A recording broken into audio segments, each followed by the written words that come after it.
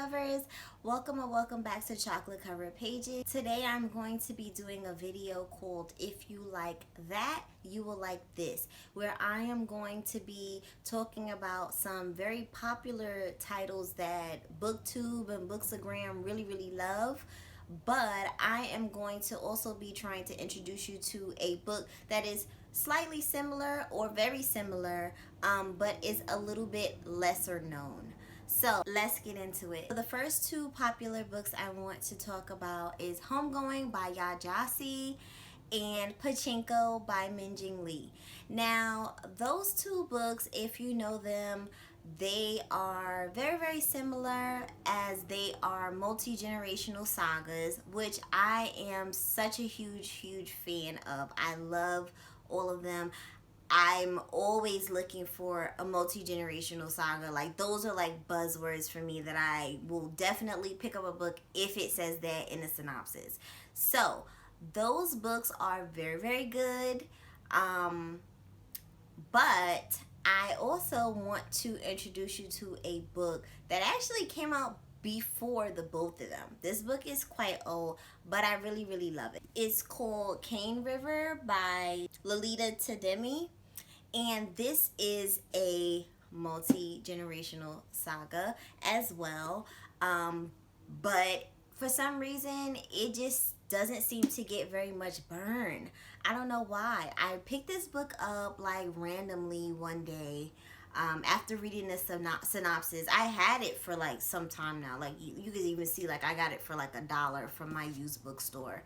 And it basically follows these black women. I believe it's 3 generations. And it literally starts from slavery. And it just keeps going. It just shows how each woman in this family navigates through slavery, Jim Crow, I mean, everything. How these women are navigating through life, trying to get what small victories they can. This person went that direction, the other person went in that direction. I mean, this book is really good. So if you love multi-generational sagas like I do, definitely pick this one up. So the next book I want to talk about is The Other Americans by Layla Lamani. That book is not like super popular, but it is popular enough to where a lot of people tend to like it. I personally didn't really care for this book that much. I'm just gonna put that out there. But it didn't waste my time. It didn't make that video. But I was just a little bit disappointed by it. But that's, that's what it is. So the book that I want to recommend is The Gone Dead by Chanel Benz. Now, this is also a black female author like The Other American. It is very similar, where there is a small town mystery. It has a lot to do with race relations. There's a lot of tension. There's a little romance in it that, I don't know, we probably didn't even need. But, it is what it is.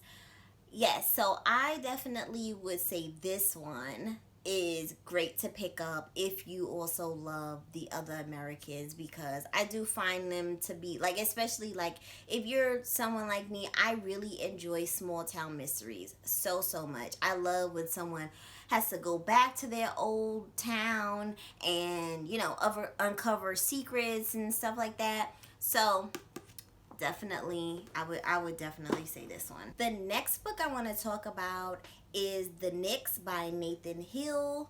That one is pretty popular. I read this book maybe a couple years ago. I really enjoyed this book. It was a surprise because honestly, this book is long as shit. And I was just thinking, if this book is boring, I am DNFing in like the first 30 pages. But I put on the audiobook. I don't know if the audiobook had anything to do with it, but I put on the audiobook and it just flowed. It just flowed. When this book first came out, it was definitely on a lot of people's list. but I noticed that it has kind of trickled down a little bit. But I still want to bring it up, and I also want to give you another recommendation for This Tenderland by William Kent Kruger. I love this book so much. And the reason why I say it's very similar to The Knicks by Nathan Hill is because they're both historical fiction, and the storytelling. Like, the storytelling for both of these is so A1. Like, both of these main characters know how to reel you in. They're not boring. They're super interesting. They know how to, how to hold the tension. And I just feel like for both of these books, I was on the edge of my seat. It was, and then these weren't even books that were just like, a thriller or anything like that. But it was just a constant, oh, I wonder what's going to happen. Oh, what's happening now? Oh, okay.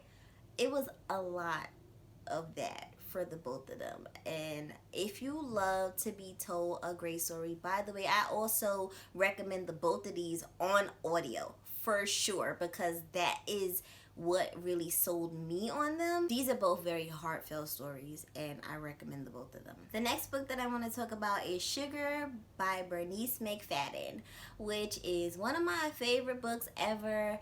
A lot of people already know about this book, so I will not get into it, but if you haven't read it, you definitely want to pick up Sugar by Bernice McFadden. Pretty much any book by Bernice McFadden, yeah, definitely any book. I will also recommend In West Mills by Deshaun Winslow, because both of these stories are very similar, not in so much as what happens, but just that small town, black, okay, very, very black, all kinds of secrets. We love small town secrets over here, okay?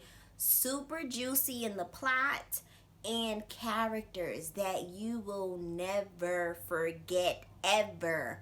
Sugar is Lacey, and In West Mills is not. Azalea not.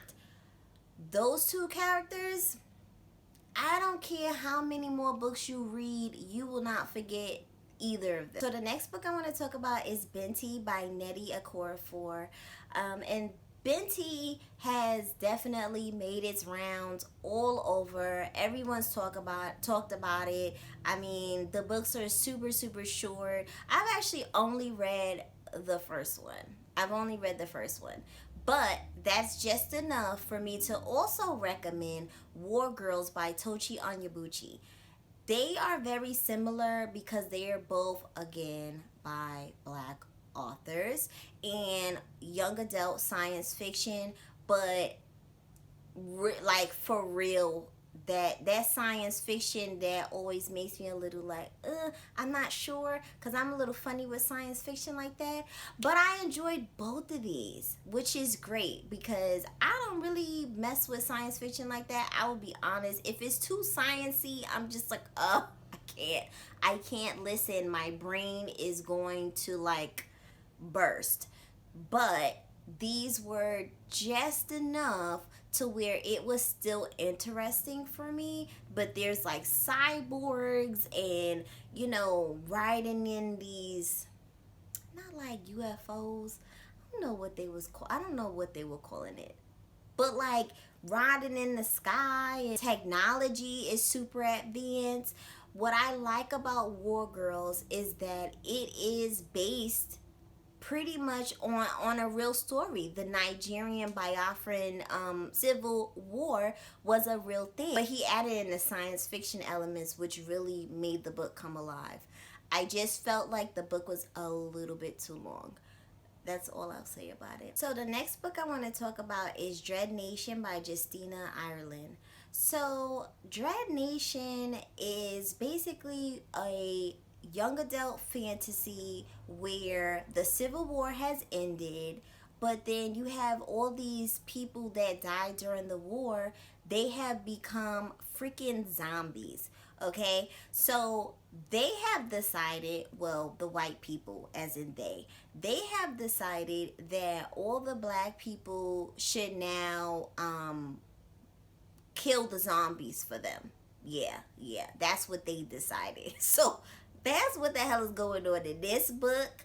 And then I would like to recommend The Good Luck Girls by Charlotte Nicole Davis, which I absolutely love. And I get so mad because I feel like this book just does not get enough love. And I love this book. I really, really enjoyed it. And I also really, really love the cover. I heard that they're changing it, but I like this one because the girl on the cover has hair like me. So why would I not?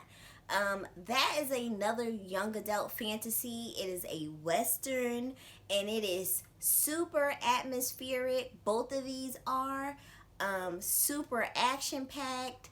We've got some badass females in both of these because in Dread Nation, main character that we follow, she killing folks left and right without a problem.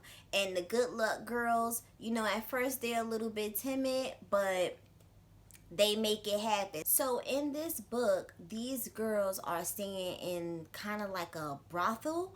And when they reach their 16th year, they have to begin sleeping with clients. But before they're 16, they're just kind of like cleaning up and stuff like that.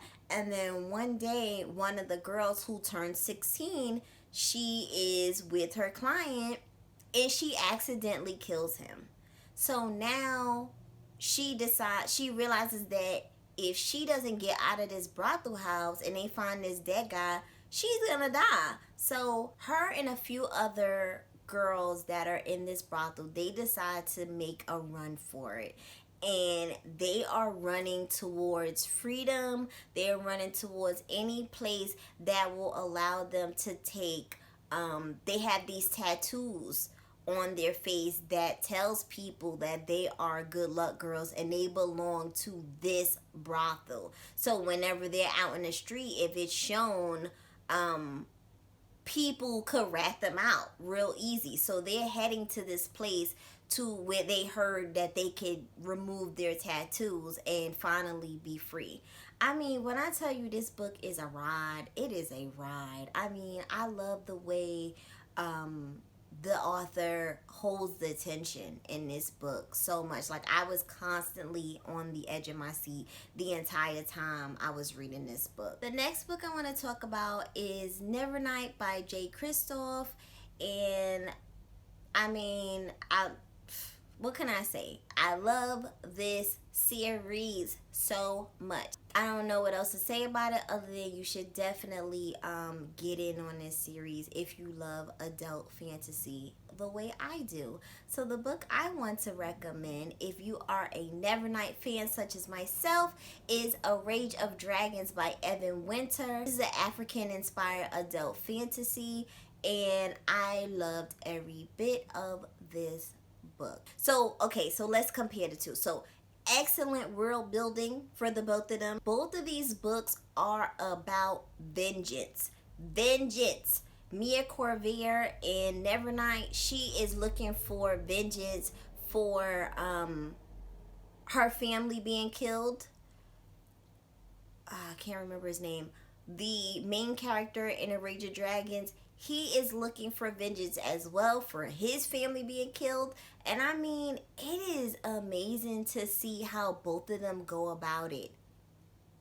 Like, and they go about it in very, very similar ways. I mean, it's just so good. As soon as I started reading A Rage of Dragons, I was like, I'm getting Nevernight vibes for sure. I mean, the vengeance. There's also Gladiator Trials, which is my fave.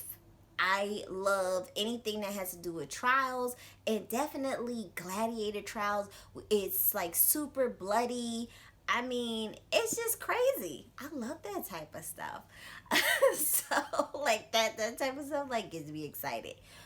So, yes, very, very similar. Definitely pick up a Rage of Dragons if you have not. So that's it for this video. I hope you've enjoyed it. If you have, make sure you hit me with a like, and definitely comment below and let me know what other kinds of videos you would like to see from me. Till next time, bye bye.